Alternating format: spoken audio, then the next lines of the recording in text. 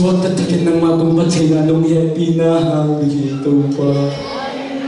Ipangan ang matuwag ng kuko nung pinahangin ito pa.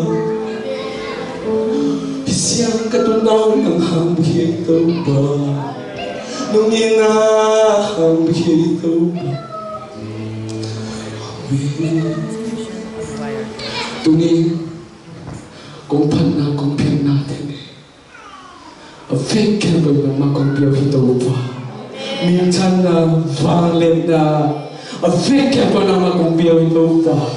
Nang makumlian sa kuhito pa Nang makumlian sa kuhito pa Vanglet na panak fake ka ko na malatay ito pa Undang na ito pa nung pinatay Siya nung sa pinatay nung ito pa Dinda ka hun nila kaya ba siya ito Umakay ng tolping siya super Jesus eh.